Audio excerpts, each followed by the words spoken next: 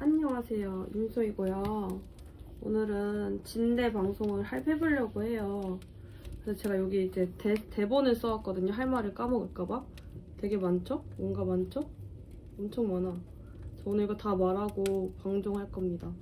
아마 이거 하고 소통하면서 하면 2시간, 3시간 걸릴 것 같은데 아마 2시간 분량으로 예상을 하고 있습니다. 그래서 보면은 아직 아무도 안 들어오셨어. 다 들어오시면 말씀할게요. 한 분이라도 들어오시면. 이거 멍석 깔아주니까 못하겠는 이 느낌 뭐지? 그냥 하겠습니다. 저는 프로니까. 일단은 오늘은 진대 방송을 할 거예요. 다들 아시다시피. 근데 여지껏 방송 중에 쉬는 시간에 잡담을 하더라도 항상 소통 쪽으로만 했어가지고 이게 저 자신에 대한 얘기는 잘 못 드린 것 같아가지고 언젠가는 해보고 싶었어요. 이런 긴 방송을, 저 혼자 떠드는 원맨쇼 방송을. 그래가지고 이번 영상을 통해서 자꾸 컨닝하고 있어. 이번 영상을 통해서 서로 공감도 하고 소통도 하고 나만 그런 게 아니었구나 하는 인간적인 위로도 받는 그런 시간이 되었으면 좋겠네요. 아무튼 오늘 진대의 주제는 성격, personality예요. 제 성격의 장단점과 제가 좋아하는 타인의 성격과 제가 싫어하는 타인의 성격에 대해서 이야기를 해볼 거예요. 저는 자랑스럽게 이렇다 할 만한 취미가 없어요. 근데 근데 취미가 있다고 하면 영화나 애니메이션 보기 이런 건데 그것도 사실은 이 본 취미에서 다 뻗어나온 취미야. 그런 게 어떤 거냐면은 인간의 내면을 관찰하는 거. 다 듣고 있다고 대답하시는 거 너무 귀여워. 저 경청당하고 있어. 아무튼 이거 채팅 나오게 해야겠다. 잠깐만요. 아무튼 그렇다. 그래가지고 제 취미는 인간 내면 관찰입니다. 그래서 제가 지금부터 미주알 고주알 이야기할 저 자신의 모든 장점들은 거슬러 올라가다 보면 모두 이 취미 하나 때문인 걸로 귀결이 된다. 그러니까 저는 인간 내면에 대해서 엄청 호기심이 많아요. 그러니까 그거를 항상 늘 이렇게 직접적으로 만나는 사람이든 아니면 간접적으로 만나는 사람이든 항상 그 사람의 내면에 대해서 궁금해하고 분석하려고 하고 상상하려고 노력을 하는 것 같아요. 노력도 아니고 그냥 본능적으로 그렇게 되는 것 같아요. 근데 만나는 사람마다 항상 그렇게 하고 그게 의식적으로 그러는 게 아니라 무의식 수준에서 그러고 있는 저를 발견을 하는 거죠. 근데 이게 나쁜 쪽으로 빠지면은 타인이 나한테 꺼내지 않은 모습들까지도 미리 그렇다고 단정짓고 그런 오만함 쪽으로 빠질 수도 있기는 해요. 근데 일단 이건 장점으로 두고 얘기를 하겠습니다. 그리고 또 이거는 커다란 장점 중에 하나는 언어 해상도가 좋다는 거. 근데 이거는 뒤에 말씀드리겠지만 언어 해상도가 좋다고 해도 그게 좋은 쪽으로 빠질 수도 있고 나쁜 쪽으로 빠질 수도 있지만 이것도 좋다고 가정을 하고 얘기를 해보겠습니다.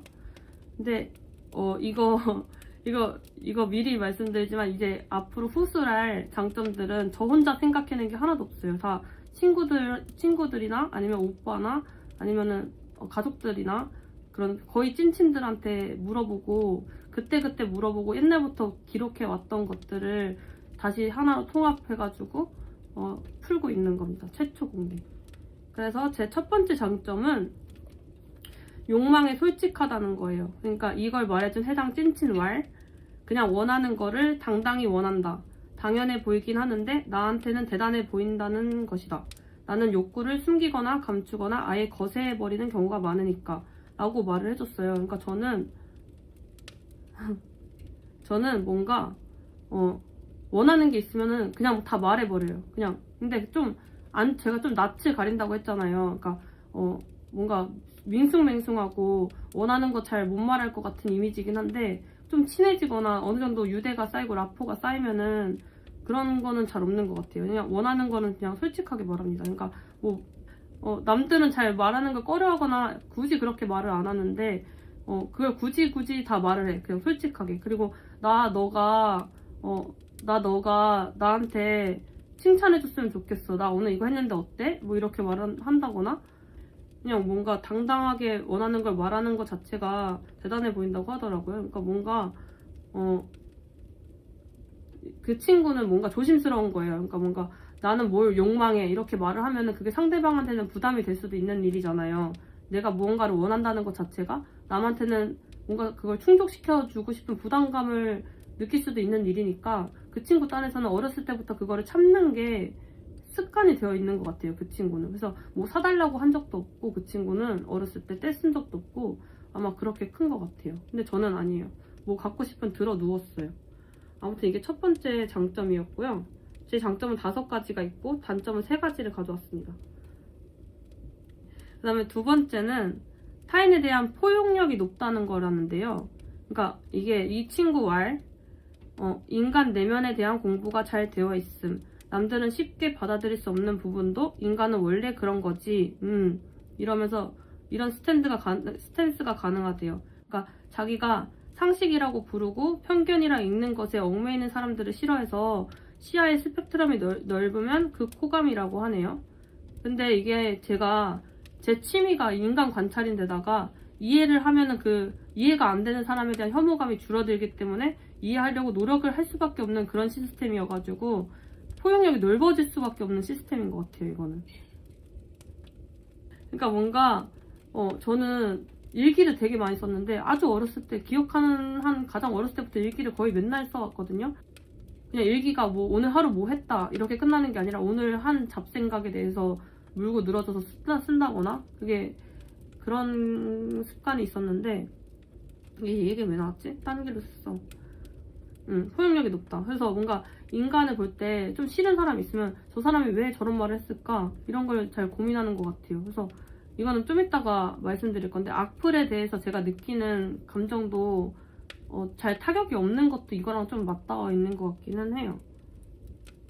세 번째 제 장점은 상대방의 말에 경청을 잘한다는 거예요. 그러니까 이거는 친오빠가 말해준 건데 상대방의 상황과 그 사람의 입장과 기타 여러 변수들을 고려해가지고 진지하게 잘 들어준대요. 그러니까 그냥 응 이렇게 들어주는 게 아니라 진지하게 들어준대요. 그 두 개가 너무 다르다고 하더라고요, 오빠가. 이게 엄청 큰 장점이래요. 그러니까 경청은커녕 그런 얘기를 왜 나한테 해? 이러는 사람도 있는 마당에 자기 신세 한탄을 하더라도 그거를 다 진지하게 듣고 있고 다음에 얘기를 하게 됐을 때 그 전 대화가 다 이미 업데이트 되어 있는 거예요. 저는 상대방에 대해서. 그래서 그거에 대해서 되게 경청받는 느낌을 받았다고 하더라고요. 네 번째 레슨.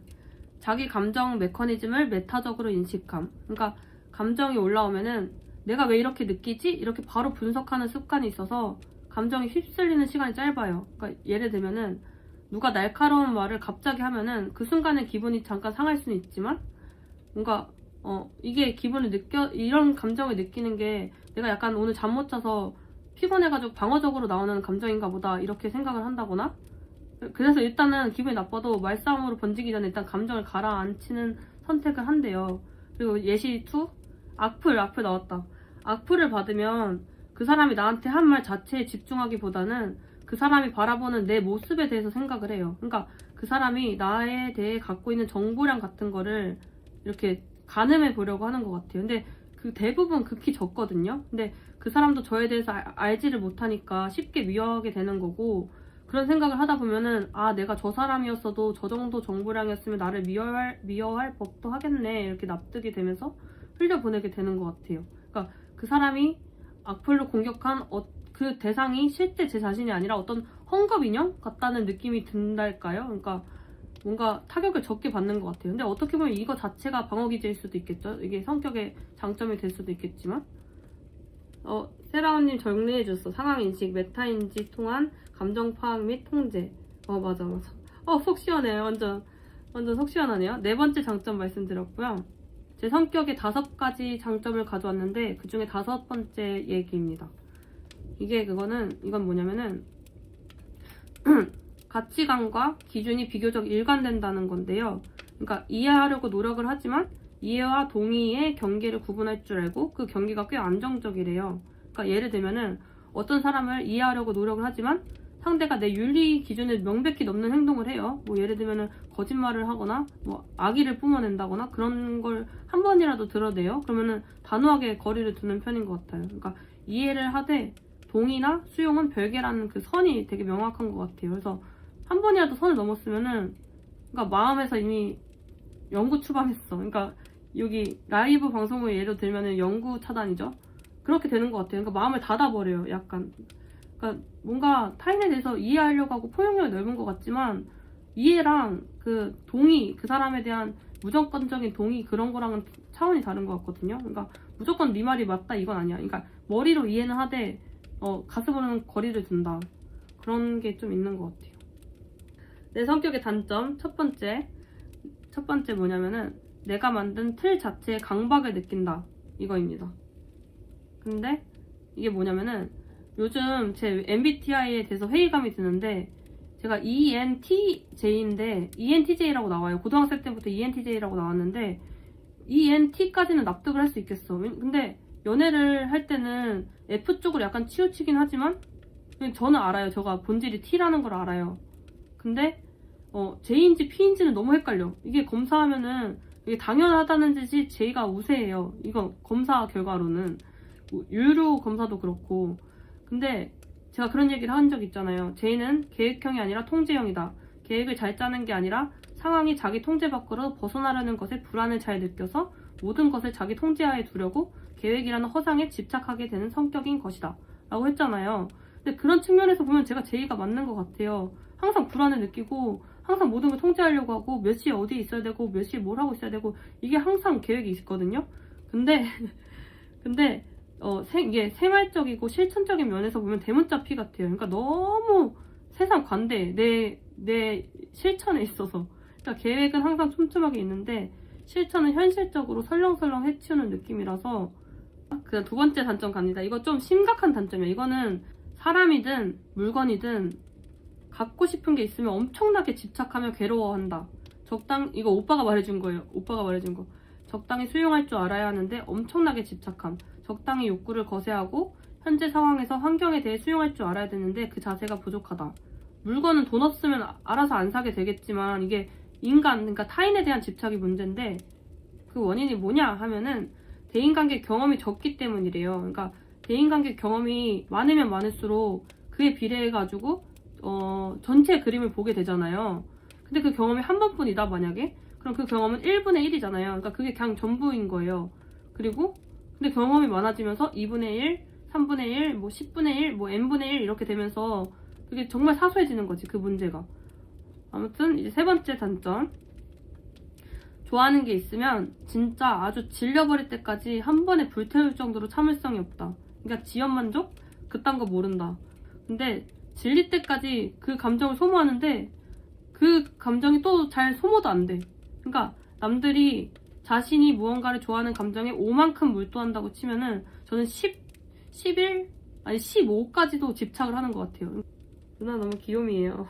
이거 너무 귀엽다. 이 말이 너무 치인다. 누나 너무 귀요미예요. 그리고 이제 이거는 부록.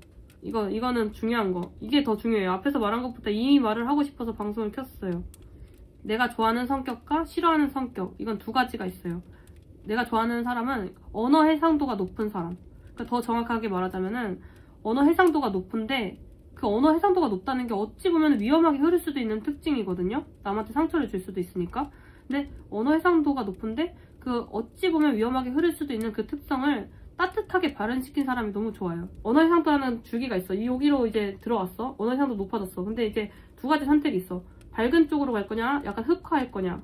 이렇게 두 가지가 있는데 나쁜 쪽으로 흑화해가지고 발현이 되면은 뭔가 말로 상처를 줘. 그러니까 말로 상처를 주는 게 너는 어떻게 애가 글러먹어가지고 그따위로 행동을 하면서 그렇게 될 수가 있어? 너 앞으로 평생 그렇게 살다가 어떻게 될 거야? 뭐 이런다거나 아니면 지구 어딘가에서 너를 저주하는 사람이 한 사람은 있다는 걸 기억하면서 살아 이런다거나 그러니까 뭔가 말로 어떻게든 상처를 주려고 내 언어 해상도를 다 끌어모아서 영끌해가지고 영끌이 아니다. 이건 영끌이 아니고 다 끌어모아가지고 그거를 다 집중을 하는 거야. 내 능력을 다 끌어모아서 공격하는 데 쓰는 거야. 그런 사람이 있는가 하면은 그렇게 언어 해상도에서 흑화 쪽으로 나아가지 않고 밝은 쪽으로 나간 사람들이 있는데 그 사람들은 오히려 상처를 안 주려고 엄청 노력을 해요. 구체적인 칭찬을 한다거나 아니면은 그러니까 상대가 말하기 전에 알아차린다거나 그러니까 뭔가 말을 따숩게 하는 사람들이 있어. 근데 따스운 정도가 진짜 영화 같은 거 보면은 만신창이가 돼가지고 회복을 해야 되는데 어떤 기계 속에 들어갔다 나오면은 완전 깨끗하게 회복이 되잖아요. 그런 것처럼 전신을 스캔하면서 모든 상처를 다 치유해줘. 언어 해상도라는 능력으로 치유해지. 그러니까 그런 사람들도 있어. 근데 저도 그런 사람 자주 보는 건 아니지만 그런 사람들 보면 진짜 힐링되는 것 같아요. 그러니까 저도 언어 해상도가 남들한테 들어서 너 언어 해상도 좋아 이렇게 들어서 아는 것뿐만 아니라 저 자신도 자각할 정도로 느끼고 있을 정도로 언어 해상도가 좋은 편이라고 자부를 하는데 저는 그 능력을 나를 수틀리게 하는 사람을 공격하는 데 쓰는 경우가 굉장히 많거든요. 그러니까 남의 마음에 상처를 후벼 파서 찢고 소금에 후추에 간장까지 부어버리는 그런 정도예요. 체스를 들 때 상대가 곤란한 수가 뭔지 알아차리고 배려하거나 물어뜯거나 맞아 이런 느낌이야. 근데 나는 내 기분이 좋으면은 상대방이 다음 수를 두려고 할 때 내 기분이 좋아. 상대방이 나한테 마음에 드는 말 했어. 너 합격 이러고 최대한 배려를 해줘. 기분파야. 근데 상대방이 나를 수틀리겠어? 그러면 다음 수를 두려고 할 때 거기 그냥 용암을 깔아버려. 그냥 용암 지옥불을 막 깔아버려. 그러니까 참 약간 기분파인 것 같아요, 저는.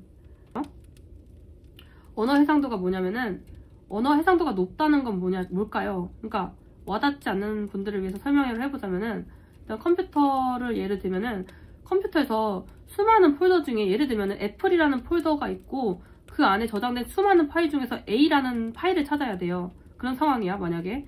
근데 언어 해상도가 높은 사람들은 그 머릿속에서 그 A를 찾아내가지고 콕 집어서 그게 자기 머리에 떠오른 그 A라는 심상을 머릿속에서 전방위적으로 바라보면서 그거에 대해서 말로 묘사를 하면서 상대방을 이해를 시켜요. 그러니까 마치 그 A라는 파일을 같이 보고 있는 것처럼 서로 동기화를 시키는 느낌이랄까? 근데 언어 해상도가 낮은 사람들은 A라는 파일까지는 일단 스스로 찾지도 못해요. 그러니까 자기가 말하고 싶은 거를 자기 자신도 모르는 상태인 거야. 근데 그 A가 속한 애플이라는 폴더까지는 느끼고 있어. 자기가 말하고 싶은 게 그쯤인 건 알아. 근데 그러니까 이제 애플이라는 폴더만 찾아내가지고 두루뭉실하게 얘기하고 마는 거야. 그러니까 대화가 흘러가도 상대도 듣고는 있지만 그게 A라는 파일인지 절대 모르죠. 그게 A라는 걸 가리킨다는 걸 모르는 거지. 그러니까 말하는 사람도 모르는데 듣는 사람도 어떻게 알아. 그러니까 대화가 계속 겉도는 거예요. 그냥 두루뭉실하게 그냥 애플이라는 폴더 있잖아. 사실 A를 말하고 싶은데 근데 뭔가 시원하지 않다. 말하는 사람도 시원하지 않고 듣는 사람도 애플이라는 폴더가 있다고? 뭘 말하고 싶은 거지? 그래 그렇구나 하하하 이러고 그냥 대화가 끝나는 거야. 그래서 저는 이런 사람이랑 되게 안 맞아요. 그러니까 언어 해상도가 낮은 사람이랑 안 맞아요. 근데 다른 예시를 들면은 같이 영화를 너무 재밌게 보고 나와서 한다는 말이 상대방이 그냥 영화 재밌다 이게 진짜 최선인 사람들이 있거든요. 그러니까 표현을 안 하는 게 아니라 못하는 사람들이 있어요. 저 전 남친이 그랬어요. 저는 그 영화를 보고 나와가지고 나는 여주가 혼자 남겨졌을 때 남주가 뭐라고 대사를 쳤던 그 부분이 그 대사 한마디에 담겨있는 그 무수히 많은 감정들이 느껴져가지고 그 순간 사람이 입체적으로 느껴져서 우리 모두가 인간이라는 것에 동질감과 소속감을 느낄 만큼 인류애가 돋을 정도였다. 이 영화를 보고 내 본질적인 외로움이 해소되는 느낌이 들었다. 이런 얘기를 하고 싶거든요. 이런 얘기를 공감을 받고 상대가 이런 재질의 얘기를 하면 나도 그거에 공감을 해주면서 밤새도록 떠들고 싶거든요. 근데 이게 안 되는 사람들은 안 맞아. 그러니까 물론 사람이 괜찮으면은 단기적인 관계로는 갈 수가 있어요. 그냥 그거 말고도 재미있는 부분도 있을 수 있으니까 단기적인 관계는 가능한데 장기적인 관계로는 재미가 없을 것 같아요. 그러니까 피상적인 대화만 주고받을 테니까 재미가 없다. 이거는 어젯밤에 친구랑 얘기하면서 서로 극 공감했던 건데 타인한테 조심스러운 사람을 좋아하는 것 같아요. 이런 사람들은 어떻게 보면은 자기 자신부터가 감성이 예민해가지고 보통 자기가 당하면 싫어할 일들을 타인한테도 안 하려고 엄청 노력을 해요. 보면은 예를 들면은 친구한테 엄청 급한 일이 있어가지고 그 친구 남의 집 현관문을 두드려야 되는 상황이에요. 근데도 그 친구 집에 노크를 한 번을 해봐. 이렇게 한 번 해봐. 그리고 일단 기다려. 근데 대답이 없어. 그럼 그냥 얼마 있다가 돌아서서 그냥 자기 집에 돌아가는 느낌이랄까? 그리고 썸 탈 때 자기 감정 다 받아달라고 쏟아붓지 않고 약간 절제할 줄 아는 사람? 그런 사람 좋은 것 같아요. 편견이라면 편견이겠지만 고양이 집사분들이 약간 이런 경향이 있는 것 같아. 막 만지고 싶잖아요. 근데 그거를 절제해서 고양이가 허락하는 부분만 이렇게 만지는 거야. 조심스럽게. 근데 그게 15년 동안 그런 터치감을 이제 유지를 하는 거지. 이런 느낌이 너무 좋아요. 그러니까 저는 남녀노소 이런 고양이 집사형한테 엄청 끌리는 것 같아요.